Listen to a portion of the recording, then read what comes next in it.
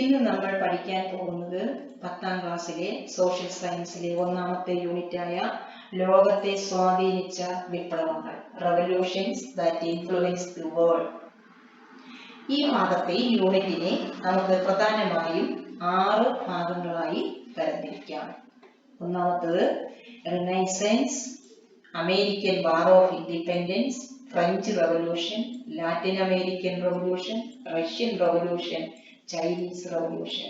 നവോത്ഥാനം, അമേരിക്കൻ സ്വാതന്ത്ര്യ സമരം, ഫ്രഞ്ച് വിപ്ലവം, ലാറ്റിൻ അമേരിക്കൻ വിപ്ലവം, റഷ്യൻ വിപ്ലവം, ചൈനീസ് വിപ്ലവം. അതിലെ ആദ്യത്തെ ഭാഗമായ റിനൈസൻസ് എന്ന ഭാഗത്തെക്കുറിച്ച് നമുക്ക് ഏതാനും കാര്യങ്ങൾ അറിയേണ്ടതുണ്ട്. അതെന്താണെന്ന് ശ്രദ്ധിക്കുക. നമ്മൾ എല്ലാവരും ഇന്ന് നല്ല സ്വാതന്ത്ര്യം അനുഭവിച്ച് ജീവിക്കുന്നവരാണ്. പക്ഷെ ഒരു കാലഘട്ടത്തിൽ സ്വാതന്ത്ര്യം അനുഭവിക്കാതെ ഒരുപാട് രാജ്യങ്ങളും ജനങ്ങളും ഉണ്ടായിരുന്നു. പല നാട്ടിലും സ്വാതന്ത്ര്യം എന്താണെന്ന് പോലും അവർക്ക് ചിന്തിക്കാൻ പോലും കഴിയുന്നില്ല. അങ്ങനെ സ്വാതന്ത്ര്യം നിഷേധിക്കപ്പെട്ട ജനതയ്ക്ക് അത് നേടിയെടുക്കുന്നതിന് വേണ്ടി പല സമരങ്ങളും നടന്നു. അത് ചില പ്രദേശങ്ങളിൽ സഹന സമരമാകാം, മറ്റു പ്രദേശങ്ങളിലെ സായുധ സമരമാകാം. അതായത് സമാധാന മാർഗത്തിലൂടെയും മറ്റേത് ആയുധങ്ങൾ ഉപയോഗിച്ചുകൊണ്ടും സമരം ചെയ്തു. ഇത് എല്ലാം ചെയ്തത് അവരുടെ സ്വാതന്ത്ര്യത്തിന് വേണ്ടിയാണ്. Some adopted peaceful means whereas others preferred armed rebellion. All these struggles, ഈ എല്ലാ സമരങ്ങളും തന്നെ change the existing system. ഈ സമരങ്ങൾ ഈ നടത്തിയ സമരമായാലും സായുധ സമരമായാലും എല്ലാം സ്വാതന്ത്ര്യത്തിന് വേണ്ടിയാണ്. അതിന്റെ ഫലമായിട്ട് ആ പ്രദേശത്ത് നിലവിലിരുന്ന വ്യവസ്ഥിതിയെ മാറ്റിമറിക്കാൻ കഴിയും. അതുകൊണ്ടാണ് ഇതിനെ revolution എന്ന് നമുക്ക് വിളിക്കാം. All these struggles tried to change the system that denied freedom and rights and to establish a new one. Therefore, they are known as revolution. എന്താണ് റിനൈസൻസ് എന്ന് നമ്മൾ ക്ലാസ്സുകളിലൊക്കെ പഠിച്ചിട്ടുണ്ട്. ആ റിനൈസൻസിന്റെ ഫലമായി ഉണ്ടായ മാറ്റങ്ങളാണ് അടുത്തതായി പറയുന്നത്. വാട്ട് ഈസ് റിനൈസൻസ് എന്ന് ചോദിച്ചാൽ A all round development in the field of mankind. മനുഷ്യന്റെ എല്ലാ മേഖലകളിലും ഉണ്ടായ ഒരു പുത്തൻ ഉണർവായിരുന്നു നവോത്ഥാനം. നവോത്ഥാനം മനുഷ്യന്റെ ചിന്തയില്, കാഴ്ചപ്പാടിലൊക്കെ ഒരുപാട് മാറ്റങ്ങൾ വരുത്തി. Their think and their versions are different. ഒരുപാട് കാര്യങ്ങൾ അവരുടെ ചിന്താമണ്ഡലങ്ങളിലേക്ക് കടന്നു വന്നു. ആദ്യകാലങ്ങളിൽ നവോത്ഥാനം ആരംഭിക്കുന്ന കാലഘട്ടങ്ങളില് ഗ്രീക്ക് റോമൻ ലാംഗ്വേജുകളിലായിരുന്നു പുസ്തകങ്ങൾ രചിച്ചിരുന്നത്. ദൈവത്തെ അടിസ്ഥാനമാക്കിയുള്ള പുസ്തകങ്ങളായിരുന്നു അവർ എഴുതിയിരുന്നത്. എന്നാൽ റിനൈസൻസ് വന്നതോടുകൂടി ഈശ്വരനെ ആസ്പദമാക്കിയുള്ള രചനകൾക്ക് പകരം സാധാരണ ജനങ്ങളുടെ പ്രശ്നങ്ങൾ കാണുന്നതിനും അതിന് പരിഹാരങ്ങൾ നിർദ്ദേശിക്കുന്നതിനും അവർ ശ്രമിച്ചു. അതിന്റെ ഫലമായി അവർ ചില മാറ്റങ്ങൾ, ശ്രദ്ധേയമായ മാറ്റങ്ങൾ ഉണ്ടാകുന്നു. ആ മാറ്റങ്ങളൊക്കെയാണ് നമ്മുടെ പുസ്തകത്തില് 2 പോയിന്റ് കൊടുത്തിട്ടുണ്ട്. ഒന്ന് മാനവികത, ഹ്യൂമാനിസം. Second scientific temper. ബാക്കി നിങ്ങൾ സ്വന്തമായി എഴുതേണ്ടതാണ്. എങ്കിലും നമുക്ക് അതിനെ കുറിച്ച് ഒന്ന് പറയാം. Rational thinking, critical analysis, to inquire, growth of regional languages. Greek Roman ലാംഗ്വേജിൽ എഴുതിയിരുന്ന പുസ്തകങ്ങളൊക്കെ തന്നെ സ്പെയിന്, ഇംഗ്ലീഷ് ഇങ്ങനെയുള്ള പ്രാദേശിക ഭാഷകളിലൊക്കെ തന്നെ പുസ്തകങ്ങൾ എഴുതാൻ തുടങ്ങി. റാഷണൽ തിങ്കിങ്, യുക്തിപരമായി ചിന്തിക്കാൻ തുടങ്ങി. അന്ധവിശ്വാസങ്ങളെയും അനാചാരങ്ങളെയും ഒഴുകിയിരുന്ന ഒരു ലോകത്തിൽ നിന്നും ശാസ്ത്രീയമായ രീതിയിൽ വിശകലനം ചെയ്യുന്നതിനും അതിനെ വിമർശനാത്മകമായിട്ട് ചിന്തിച്ച് എഴുതാനും അന്നുള്ളവർക്ക് കഴിഞ്ഞു. Another point we study is enlightenment, Jnanodayam. It is an intellectual and a cultural movement in Europe. It started in the 18th century. The reason is that during the Renaissance period, നവോത്ഥാന കാലഘട്ടത്തില് ജനങ്ങളിലുണ്ടായ യുക്തിചിന്ത, ശാസ്ത്രീയ കണ്ടുപിടുത്തങ്ങൾ, ഇവയൊക്കെ അതുവരെ നിലനിന്നിരുന്ന അനാചാരങ്ങളെയും അതിനോടനുബന്ധിച്ചുള്ള അന്ധവിശ്വാസങ്ങളെയും ചില സമ്പ്രദായങ്ങളെയും ചോദ്യം ചെയ്യുവാനും അതിന്റെ ഫലമായി ജ്ഞാനോദയം, അതായത് ജനങ്ങളിൽ ഒരു പ്രത്യേക ഉണർവുണ്ടാകുന്നു. അത് ഇന്റലക്ച്വൽ ആണ്, കൾച്ചറൽ ആണ്. അപ്പം വാട്ട് ഈസ് എൻലൈറ്റ്മെന്റ് എന്ന് ചോദിച്ചാൽ, enlightenment is intellectual and cultural movement started in Europe 18th century. American war of ഇൻഡിപെൻഡൻസിന്റെ പശ്ചാത്തലം എന്താണെന്ന് നോക്കാം. 16th century ആരംഭം മുതൽ തന്നെ യൂറോപ്യൻസ് നോർത്ത് അമേരിക്കയിലേക്ക് മൈഗ്രേറ്റ് ചെയ്തിരുന്നു. അവരുടെ പ്രധാന ലക്ഷ്യം, main aim was to exploit the resources, അവരുടെ വിഭവങ്ങളെയൊക്കെ തന്നെ ചൂഷണം ചെയ്യുക. Then they started 13 colonies in the eastern coast of the North America. Some of you must read New Hampshire, Massachusetts, Rhode Island, Connecticut, New Jersey, Delaware, Virginia, Maryland, North Carolina, South Carolina, Georgia, Pennsylvania and New York. ഈ അധ്യായത്തിലെ ഏറ്റവും പ്രധാനപ്പെട്ട ഒരു പദമാണ് colony. എന്താണ് colony? A country or area that is ruled by another country economically, militarily and administratively. ഭരണപരമായും സാമ്പത്തികമായും സൈനികമായും ഒരു രാജ്യം നിയന്ത്രണം സ്ഥാപിച്ച പ്രദേശം കോളനി എന്നറിയപ്പെടുന്നു. വടക്കേ അമേരിക്കയിലെ ഈ 13 കോളനികളിലും ധാരാളം പ്രകൃതി വിഭവങ്ങളുണ്ട്. അവിടെ നിന്ന് റോ മെറ്റീരിയൽസ് കളക്ട് ചെയ്യുകയും അവരുണ്ടാക്കിയ ഉൽപ്പന്നങ്ങൾ അവിടെ വിറ്റഴിക്കാനുള്ള ഒരു കേന്ദ്രമായും അവർ ഈ കോളനികളെ കണ്ടിരുന്നു. Colonies as the centers for collecting raw materials to sell the British manufactured products. മാതൃരാജ്യമായ ഇംഗ്ലണ്ടിന്റെ സഹായത്തോടു കൂടി ഇവിടുത്തെ കച്ചവടക്കാർ അമേരിക്കൻ കോളനികളിൽ നടപ്പാക്കിയ ഈ നയമാണ് മെർക്കന്റിലിസം. The British treated the American colonies as centers for collecting raw materials for their industry and as a market for selling their products. The policy implemented by the British merchants with the help of their motherland in the American colonies is known as mercantilism. Mercantilism പഠിക്കുമ്പോൾ several laws are implemented in the British colonies. There are 5 പ്രധാനപ്പെട്ട മെർക്കന്റലിസ്റ്റ് നിയമങ്ങളാണ് ഇവിടെ പറയുന്നത്. അതിലെ ഒന്നാമത്തെ നിയമം എന്താണെന്ന് നോക്കാം. ഇത് goods two and fro the colonies must be carried only in British ships or ships built in the British colony. British കോളനിയിലേക്ക് സാധനങ്ങൾ കൊണ്ടുപോകുന്നതിനും ഇങ്ങോട്ട് കൊണ്ടുവരുന്നതിനും ബ്രിട്ടീഷ് ഷിപ്പുകളോ അല്ലെങ്കിൽ കോളനിയിൽ ഉണ്ടാക്കിയ ഷിപ്പുകളോ മാത്രമേ ഉപയോഗിക്കാവൂ. രണ്ടാമത്തത്, products of the colonies like sugar, wool, cotton, tobacco, etc. could only be exported to England.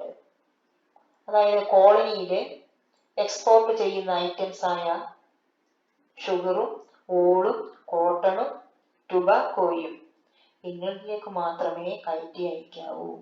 മൂന്നാമത്തതാണ്, British stamp must be affixed on all the legal documents, newspapers, pamphlets, licence etcetera. കോളനികളിലെ നിയമപരമായ പ്രമാണങ്ങള്, വർത്തമാന പത്രങ്ങള്, ലഘുലേഖകൾ, ലൈസൻസുകൾ തുടങ്ങിയവയെല്ലാം ഇംഗ്ലണ്ടിന്റെ stamp പതിക്കണം. അടുത്ത 4th point, കോളനിയിൽ നിലനിർത്തിയിട്ടുള്ള ഇംഗ്ലീഷുകാരുടെ സൈന്യത്തിനുള്ള താമസ സ്ഥലവും അത്യാവശ്യ സൗകര്യങ്ങളും കോളനിക്കാർ നൽകണം. Colonies must provide food and quarters, അതായത് അത്യാവശ്യം വേണ്ടുന്ന താമസ സ്ഥലം, അതുപോലെ ഫുഡ്, ഇവയൊക്കെ for the British troops which were maintained in the colonies. ഇവയൊക്കെ നൽകേണ്ടി സൈന്യത്തെ നിലനിർത്തേണ്ടത് ബ്രിട്ടീഷ് കോളനിക്കാരായിരിക്കണം. ഏറ്റവും പ്രധാനപ്പെട്ടതാണ് import tax must be paid for the import of tea, glass, paper. അതായത് ചായ, ഗ്ലാസ്, അതുപോലെ കടലാസ് എന്നിവയ്ക്ക് ഇറക്കുമതി ചുങ്കം നൽകേണ്ടതാണ്.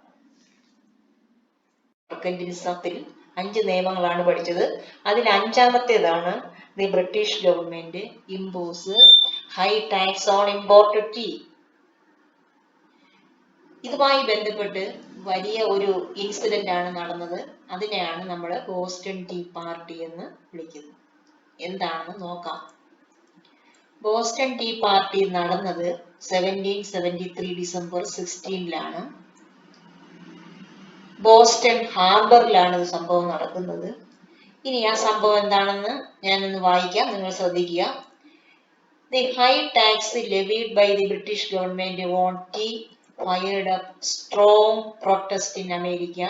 On 6th December 1773, a group of people disguised as the Red Indians boarded the ships at night in the Boston Harbor and threw 342 chests of tea into the sea. This protest is known as the Boston Tea Party.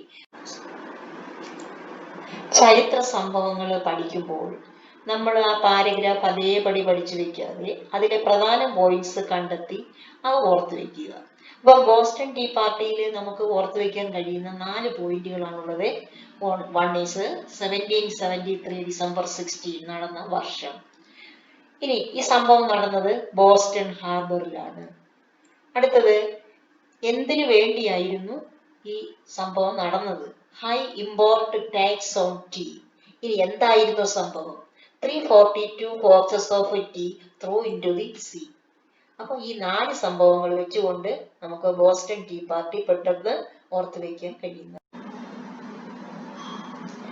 American സ്വാതന്ത്ര്യ സമരത്തിന്റെ ഏറ്റവും പ്രധാന ഭാഗമാണ് the entire continental assemblies. വൻകര ഒന്നാകെ സമ്മേളിക്കുന്നു.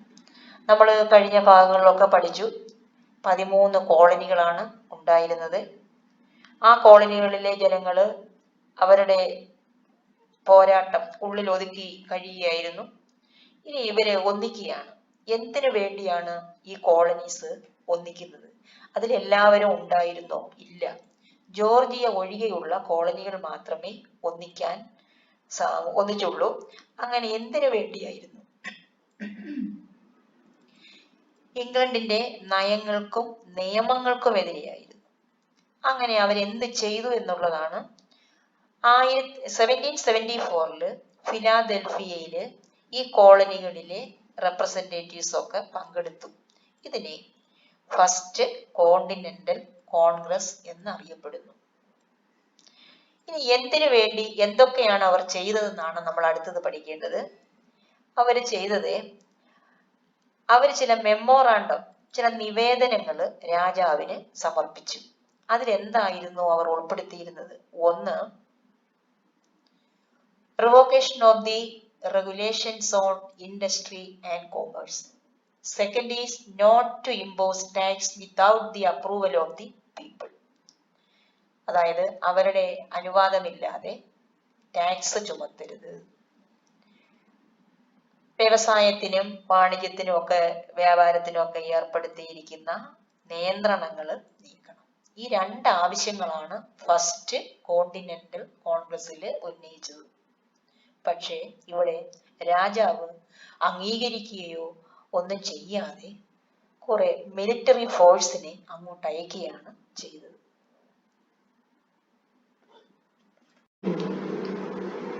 First continental കോൺഗ്രസിന്റെ നിവേദനങ്ങൾ രാജാവ് അംഗീകരിക്കാതെ പകരം സൈന്യത്തെ അയച്ചു. ഇത് ഇംഗ്ലണ്ടും കോളനികളും തമ്മിലുള്ള യുദ്ധത്തിന് വഴിതെളിച്ചു. 1775 ഫിലാദൽഫിയയിൽ ചേർന്ന സെക്കൻഡ് കോണ്ടിനെന്റൽ കോൺഗ്രസിൽ ജോർജ് വാഷിംഗ്ടണിനെ കോണ്ടിനെന്റൽ സൈന്യത്തിന്റെ തലവനായി നിയമിച്ചു. ഈ അവസരത്തില് പ്രധാനപ്പെട്ട ഒരു ചിന്തകനായിരുന്നു, ഐഡിയോളജിസ്റ്റ് ആയിരുന്നു തോമസ് പെയിൻ. അദ്ദേഹം എഴുതിയ ഒരു പാംലെറ്റ് കോമൺ സെൻസ് എന്ന് പറയുന്ന ആ ലഘുലേഖ അവിടെ എല്ലാം അവതരിപ്പിക്കുകയും അദ്ദേഹത്തിന്റെ അഭിപ്രായത്തിൽ ഇനി ഇംഗ്ലണ്ടിൽ നിന്നും വേർപിരിയുകയാണ് അമേരിക്കക്കാരെ സംബന്ധിച്ച് വിവേകപൂർവമായ പ്രവൃത്തിയെന്നും പ്രഖ്യാപിച്ചു. അങ്ങനെ 1776 ജൂലൈ 4 അമേരിക്കൻ കോണ്ടിനെന്റൽ കോൺഗ്രസ് ലോക പ്രശസ്തമായ സ്വാതന്ത്ര്യ പ്രഖ്യാപനം നടത്തി. ഈ സമയത്ത് തോമസ് ജെഫേഴ്സൺ, ബെഞ്ചമിൻ ഫ്രാങ്ക്ലിൻ എന്നിവർ തയ്യാറാക്കിയ സ്വാതന്ത്ര്യ പ്രഖ്യാപനത്തിന്റെ ഒരു ഭാഗമാണ് നമുക്ക് ഈ ടെക്സ്റ്റ് നൽകിയിട്ടുണ്ട്. ആ ലേഖ എല്ലാവരും ഒക്കെ ഒന്ന് വായിച്ചിട്ട് അതിൽ നിന്നും നമുക്ക് കണ്ടെത്താൻ കഴിയുന്ന കുറെ കാര്യങ്ങളുണ്ട്. കുറെ കാര്യങ്ങൾ നമ്മൾ അതിൽ നിന്ന് മനസ്സിലാക്കി. ഇവിടെ പുസ്തകത്തില് 2 പോയിന്റ് തന്നിട്ടുണ്ട്. എല്ലാ മനുഷ്യരും തുല്യരാണ്. അതായത് ഡിക്ലറേഷൻ പറയുന്നു, തുടങ്ങുന്നത് തന്നെ അങ്ങനെയാണ്, എല്ലാ മനുഷ്യരും തുല്യമായി സൃഷ്ടിക്കപ്പെട്ടിരിക്കുന്നു. അവരുടെ മേൽ അവരുടെ സൃഷ്ടാവ് എല്ലാവർക്കും ഒഴിവാക്കാനാകാത്ത ചില അവകാശങ്ങളും നൽകിയിട്ടുണ്ട്. അപ്പൊ 2ാമത്തെ പോയിന്റ് അതിൽ നമുക്ക് കണ്ടെത്തി എഴുതിയിട്ടുണ്ട്. ഇവിടെ എല്ലാവർക്കും ചില അവകാശങ്ങളുണ്ട്. ബാക്കി 2 പോയിന്റ് ഇതുപോലെ നമ്മൾ വായിക്കണം. ജീവിതം, സ്വാതന്ത്ര്യം, ജീവിത സൗഖ്യം എന്നിവയ്ക്കുള്ള അവകാശങ്ങൾ. ഇനി എന്തൊക്കെയാണ് അവകാശങ്ങൾ നമുക്ക് വേണ്ടതെന്ന് ഈ 3 പോയിന്റ് അവിടെ കൊടുക്കാം. പ്രധാന അവകാശങ്ങൾ: ജീവിതം, സ്വാതന്ത്ര്യം, ജീവിത സൗഖ്യം. ഈ അവകാശങ്ങൾ നേടിയെടുക്കാൻ ഭരിക്കപ്പെടുന്നവരുടെ അംഗീകാരം ലഭിച്ച ഭരണകൂടങ്ങൾ രൂപീകരിക്കപ്പെടണം. അതായത് ഭരണകൂടത്തെ ജനങ്ങൾ തിരഞ്ഞെടുക്കണം. ഏതെങ്കിലും ഭരണം ഈ ലക്ഷ്യങ്ങളെ നശിപ്പിക്കുന്നത് ആണെങ്കിൽ അതിനെ മാറ്റുകയോ ഇല്ലാതാക്കുകയോ ചെയ്യാനുള്ള അവകാശം ജനങ്ങൾക്കുണ്ട്. അതായത് ഭരണകൂടത്തെ മാറ്റാൻ ജനങ്ങൾക്ക് അവകാശമുണ്ട്. നമുക്ക് 2ഓ 3ഓ പോയിന്റ് ഇതിനകത്തേക്ക് ഉൾപ്പെടുത്താൻ കഴിയും. അങ്ങനെ സ്വാതന്ത്ര്യ പ്രഖ്യാപനമൊക്കെ ആയി. ഇംഗ്ലണ്ടും അമേരിക്കൻ കോളനികളും തമ്മിൽ ആരംഭിച്ച യുദ്ധം 1781 അവസാനിക്കും. 1783 പാരീസ് ഉടമ്പടി ആകുന്നു. അങ്ങനെ ഇംഗ്ലണ്ട് ഈ 13 കോളനീസിന് സ്വാതന്ത്ര്യം അംഗീകരിക്കുന്നു, അവർക്ക് ഫ്രീഡം കൊടുക്കുന്നു. തുടർന്ന് ഫിലാദൽഫിയയിൽ ചേർന്ന ഒരു ഭരണഘടനാ സമ്മേളനം നടക്കുകയാണ്. അതില് ജെയിംസ് മാഡിസൺ എന്ന് പറയുന്ന മഹാനെ ഭരണഘടന എഴുതി തയ്യാറാക്കാൻ ഏൽപ്പിക്കുകയും ഭരണഘടന പ്രകാരം രൂപീകരിക്കപ്പെട്ട അമേരിക്കൻ ഐക്യനാടുകളുടെ യുണൈറ്റഡ് സ്റ്റേറ്റ്സ് ഓഫ് അമേരിക്കയുടെ ആദ്യത്തെ ഫസ്റ്റ് പ്രസിഡന്റായി ജോർജ് വാഷിംഗ്ടണിനെ തിരഞ്ഞെടുക്കുകയും ചെയ്യുന്നു. അങ്ങനെ അമേരിക്കൻ വാർ ഓഫ് ഇൻഡിപെൻഡൻസ് സംഭവങ്ങളൊക്കെ തന്നെ നമ്മളിത് കണ്ടു. ഇനി നമുക്ക് അടുത്ത ക്ലാസ്സിൽ ഇതിൽ പ്രധാനപ്പെട്ട ക്വസ്റ്റ്യൻസ് ഉണ്ട്. സ്വാതന്ത്ര്യ സമരം, അമേരിക്കൻ സ്വാതന്ത്ര്യ സമരം, അമേരിക്കൻ വിപ്ലവം എന്നും നമ്മൾ വിളിക്കാറുണ്ട്. ഇപ്പൊ ശ്രദ്ധേയമായ ചില മാറ്റങ്ങളാണ്. അപ്പൊ അവിടെ ഒന്ന് വെക്കേണ്ടി വരും കേട്ടോ. പിൽക്കാലത്തെ ലോക ചരിത്രത്തില് ശ്രദ്ധേയമായ സ്വാധീനം ചെലുത്തിയ ഒരു സമരമായിരുന്നു അമേരിക്കൻ വാർ ഓഫ് ഇൻഡിപെൻഡൻസ്. ഇനി നമ്മുടെ ഇന്ത്യൻ ഭരണഘടനയുമായി വെച്ച് നോക്കുമ്പോൾ ഇതിലെ അമേരിക്കൻ സ്വാതന്ത്ര്യ സമരത്തില് മുന്നോട്ട് വെച്ച ആശയങ്ങൾ നമ്മുടെ ഇന്ത്യൻ ഭരണഘടനയിലും കാണാൻ കഴിയും. അതിനെക്കുറിച്ചൊരു കുറിപ്പൊക്കെ തയ്യാറാക്കാൻ പറഞ്ഞിട്ടുണ്ട്. എങ്കിലും നമ്മുടെ ഭരണഘടനയും ഈ അമേരിക്കൻ സ്വാതന്ത്ര്യ സമരം മുന്നോട്ട് വെച്ച ആശയങ്ങളും കൂടി ഒന്ന് തട്ടിച്ചു നോക്കാം. ഫസ്റ്റ് ഈസ് മനുഷ്യ അവകാശ പ്രവർത്തനങ്ങൾക്ക് മാതൃകയായി നമുക്കുണ്ട് ഇവിടെ റൈറ്റ്സ്, ഫണ്ടമെന്റൽ റൈറ്റ്സ് നമ്മുടെ ഇന്ത്യൻ ഭരണഘടനയിലും പറയുന്നുണ്ട്. റിപ്പബ്ലിക്കൻ ഭരണ രീതി, നമ്മുടെ ഇന്ത്യൻ ഭരണഘടനയും റിപ്പബ്ലിക്കിൽ ആണ്. ആദ്യത്തെ എഴുതപ്പെട്ട ഭരണഘടന ഇന്ത്യൻ ഭരണഘടനയും എഴുതപ്പെട്ടതാണ്. ദെൻ ലാസ്റ്റ് വണ് സംസ്ഥാനങ്ങൾക്ക് സ്വാതന്ത്ര്യവും അധികാരവും നൽകുന്ന ഫെഡറൽ രാഷ്ട്രം എന്ന ആശയം ലോകത്തിന് നൽകി. നമുക്കും നമ്മുടെ ഭരണഘടനയിലും ഫെഡറൽ സംവിധാനമാണ്. ഇപ്പം അമേരിക്കൻ സ്വാതന്ത്ര്യ സമരത്തിൽ പങ്കെടുത്ത അതിലുണ്ടായിട്ടുള്ള ആശയങ്ങൾ പലതും തന്നെ നമ്മുടെ ഭരണഘടനയിലും കാണാൻ കഴിയുന്നു. ഈ പാഠഭാഗ ടോപ്പിക്കുമായി ബന്ധപ്പെട്ട് വരുന്ന ചോദ്യങ്ങൾ അടുത്ത ക്ലാസ്സിൽ ഉണ്ടാക്കാം. അതിനുശേഷം നമുക്ക് ഫ്രഞ്ച് വിപ്ലവം തുടങ്ങാം. Thank you.